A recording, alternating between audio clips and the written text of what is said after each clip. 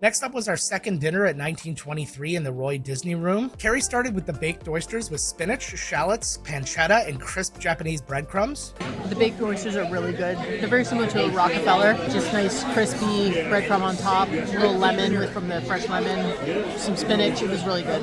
Abby had the double-baked 3-cheese souffle with Roquefort, Gruyere, and goat's cheese with baby leaf spinach. This was a highlight for her on the cruise, and she gave it a 9 out of 10. I had the braised oxtail soup with roasted sweet carrots, celery, thyme, and porcini tortellini.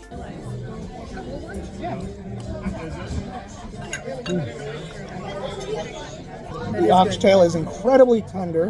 The tortellini is really good. There's a little tang in the broth that I'm okay with. I'm not mad about. Yeah, no, it's a tasty soup.